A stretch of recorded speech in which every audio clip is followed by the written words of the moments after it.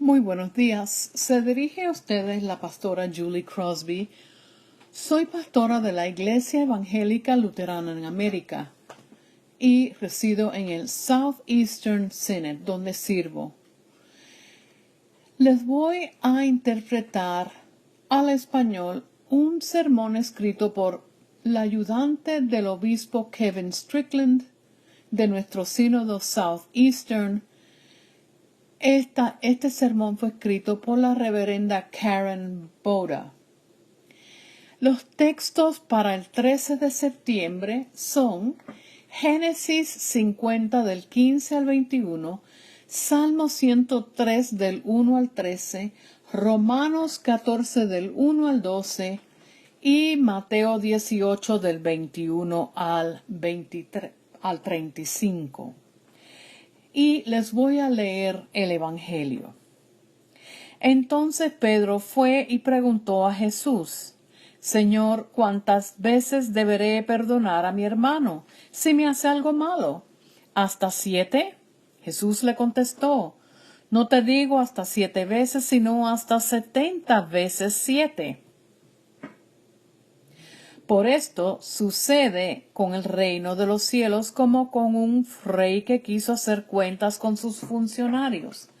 Estaba comenzando a hacerlas cuando le presentaron a uno que le debía muchos millones. Como aquel funcionario no tenía con qué pagar, el rey ordenó que lo vendieran como esclavo, junto con su esposa, sus hijos y todo lo que tenía para que quedara pagada la deuda. El funcionario se arrodilló delante del rey y le rogó: Tenga usted paciencia conmigo y se lo pagaré todo. Y el rey tuvo compasión de él, así que le perdonó la deuda y lo puso en libertad. Pero al salir aquel funcionario, que se encontró con un compañero suyo que le debía una pequeña cantidad, lo agarró del cuello y comenzó a estrangularlo, diciéndole: Págame lo que me debes.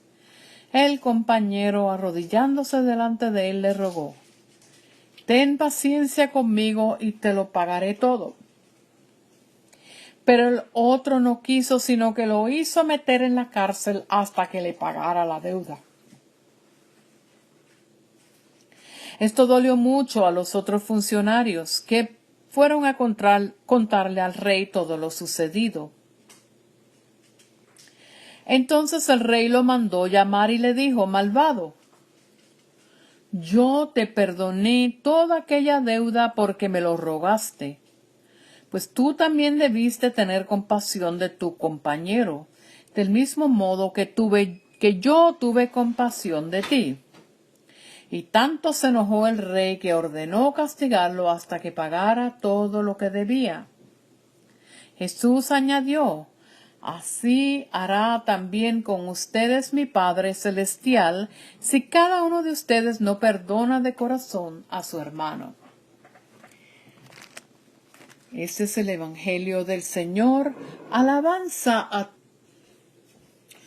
Cuando vi el texto bíblico que nos corresponde este fin de semana, dice la pastora Boda, me resistí. Internamente solté un gemido. Es el pasaje del perdón. No es mi favorito y confieso que preferiría no predicar sobre el tema. Conocemos muy bien este pasaje, lo tenemos en la memoria. Distinto a otras parábolas de Jesús, esta no es difícil de entender. Pedro le pregunta a Jesús que cuántas veces espera que una persona perdone. Él quiere que le den una fórmula. De los rabinos espera que perdonaran 3 veces y Pedro ofrece perdonar 7 veces, lo cual es muy generoso de él. Pero dice Jesús que debemos perdonar no 3 veces, no 7 veces, sino que Jesús nos pide que perdonemos 70 veces 7. Más allá de lo que podemos contar, más allá de lo que podríamos recordar si estábamos llevando la cuenta. Para los y las de nosotros y nosotras que tenemos dificultad en darle a alguien una segunda oportunidad, Él ofrece a esa persona 7 oportunidades o más oportunidades de las que podemos contar. El dar esas oportunidades nos parece algo ridículo, algo imposible. Este pasaje no aplica a mí. Ok. Vamos a trabajar con esto a ver si hay algo que Jesús nos quiere comunicar hoy. Encontré algo que se llama el proyecto del perdón, The Forgiveness Project. Fue establecido en el año 2004 por una periodista que deseaba reportar sobre algo además de conflictos, violencia y crimen. Ella quería señalar personas que habían reconstruido sus vidas después de haber sido lastimadas o haber experimentado el trauma. Quería hablar acerca de la adaptabilidad del espíritu humano y que sus historias sirvieran de antídoto a las historias de odio. Anhelaba ella hablar acerca de la esperanza, la empatía y la comprensión o el entendimiento entre seres humanos. Esta periodista construyó un website enorme lleno de historias. Niños y adultos cuentan las historias. Algunas personas famosas y personas que no conoces. Incluye personas ricas y pobres, de todas las razas y géneros, etnicidades y religiones. Cada historia es diferente. Hay historias largas y cortas, historias individuales, historias de comunidades. Historias de hace tiempo e historias recientes. Algunas historias hablan del perdón inmediato y otras del perdón que tarda décadas. Cada historia cuenta el poder del perdón y la habilidad de perdonar como que cambia vidas. Muchos de nosotros saben que el perdonar puede mejorar nuestra salud, puede rebajar nuestra presión sanguínea, puede soltar el coraje, la ansiedad y el estrés, puede cambiar nuestra actitud hacia la vida, incrementar nuestra esperanza y nuestra compasión. Para las comunidades, el impacto del perdón puede ser enorme. El perdón y la reconciliación son muchas veces el primer paso hacia construir y mantener paz en una comunidad y reunir comunidades divididas. En nuestro texto de hoy, Pedro le pide a Jesús una fórmula del perdón. Él quiere saber qué se espera de él. ¿No queremos todos saber cómo perdonar? Pero, según vamos escuchando una historia del perdón tras otra, realmente se nos aclara, se nos hace muy claro que no hay reglas o itinerarios sobrepuestas al perdón. No hay una forma correcta de perdonar. No hay una fórmula.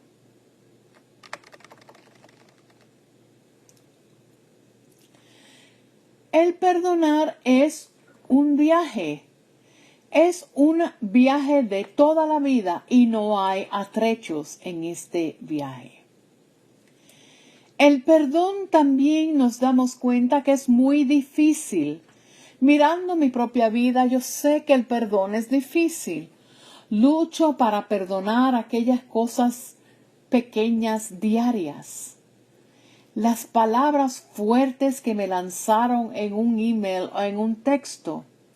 El miembro de mi familia que una u otra vez no limpió la cocina. El amigo o la amiga a quien se le olvidó mi cumpleaños. Yo soy la persona correcta, que estoy en la posición correcta. Es a mí a quien me han hecho el daño. ¿Por qué tengo yo que perdonar? Así es que permito que estos agravios estén dentro de mí, fermentando, marinando, y sigue esto hasta que la relación se rompe. Una amistad ya no aguanta. Encuentro que estas oportunidades diarias personales son muy difíciles, si no a veces imposibles. Pero la necesidad del perdón va más allá de estos contratiempos en nuestras vidas diarias y también pasa a nuestras comunidades. Solamente tenemos que abrir la fuente de la noticia para ver una historia de un padre o madre abusivo o esposa o esposo abusivo. Vemos una compañía que le hace trampa a los empleados y no les da el dinero con que ellos contaban para su retiro. Vemos la destrucción continua de nuestro planeta. Las protestas continúan en nuestras ciudades. El impacto sistémico de la pandemia en nuestras comunidades afroamericanas, la retórica fuerte y tácticas divisivas utilizadas en esta elección presidencial. ¿Puede haber perdón en estos tiempos? ¿Puede haber reconciliación? Quiero ser muy clara en un asunto. Este texto ha sido abusado y mal usado más veces de las que podemos contar. El reverendo y estudioso Eric Barreto dice, y cito, el perdón no quiere decir que abrazamos la violencia perpetuado contra nosotros. No quiere decir darle reino libre a los que nos han hecho daño y que nos harían daño. No quiere decir someternos a los que son más fuertes que nosotros. Y aquí cierra la cita. El perdón no es descontar o minimizar o aceptar el mal. El perdón no es permitir que otros tomen ventaja sobre nosotros o mágicamente hacer que el mal se vaya. En vez de esto, el perdón es una manera de vivir dentro del ser lastimado sin ser cautivo de ello. El filósofo británico y poeta David Whyte ha escrito que el perdón es un acto de compasión, no meramente el de olvidar. Pero el perdonar es difícil, ciertamente muy difícil. En nuestra parábola, el rey perdonó la deuda del siervo. El siervo le debía al rey el ingreso que le hubiera correspondido de 150 años del trabajo. Es más dinero de lo que nosotros podemos imaginar. Una cantidad increíble de dinero. Aún luego de ser perdonado esta enorme deuda, el siervo todavía no podía encontrar dentro de él perdonar una deuda mucho más pequeña que se le debía. El perdón del rey, estoy de acuerdo, fue absurdo. Nadie perdona una deuda así. Fue ilógico, no merecido, no tenía sentido. Además, yo no puedo hacer eso. Yo no puedo perdonar como perdona el rey. No puedo perdonar 7 veces 70, que es una de las razones por las cuales no me gusta esta parábola. Si soy honesta conmigo misma, soy como el siervo. Lucho para poder perdonar. Es una lucha interna. Es en este reconocimiento de nuestra propia lucha interna que comenzamos a entender el significado real de esta parábola. Esta parábola no es solamente ley, no es solamente acerca de de que yo necesito perdonar a otras personas. También es a través de esta parábola que me doy cuenta de que Jesús no contó el número de veces que Pedro hizo mal. Pedro hacía preguntas. Pedro negó a Jesús. Pero Jesús en respuesta muere sobre la cruz por él, por nosotros. Murió para que todos nuestros pecados fueran perdonados. Todos ellos. Esta parábola está tan llena de gracia.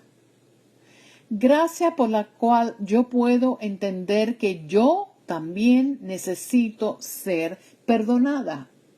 No una vez, no 3 veces, no 7 veces. Necesito ser perdonada 7 veces, 70 veces. Esta parábola me dice que yo experimentaré la abundancia y la enormidad de la gracia increíble de Dios y su perdón una y otra vez. Tantas veces que Dios perderá la cuenta. El perdón es permitir que Dios nos sane. El perdón es un regalo de gracia. Cada vez que nos reunimos como comunidad con nuestra confesión, diciéndole a Dios, comenzamos con nuestra confesión, diciéndole a Dios que somos cautivos del pecado y que no podemos liberarnos nosotros mismos.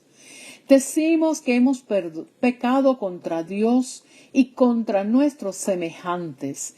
Hemos pecado por lo que hemos hecho y por lo que hemos dejado de hacer. Nos acercamos al Señor buscando el perdón. Cada vez que decimos la oración que Jesús nos enseñó, le pedimos a Dios que perdone nuestros pecados, que perdone nuestras deudas. Cada vez que recibimos la comunión, venimos juntos en comunidad con nuestras manos abiertas y pedimos ser nutridos y nutridas y fortalecidos todos con el pan y el vino. Necesitamos la fortaleza para aceptar el perdón de Dios y perdonar los que pecan contra nosotros. Es en esta comunidad donde encontramos apoyo y fortaleza. Noten que no confesamos una sola vez en nuestras vidas. No comulgamos una sola vez y ya estamos bien.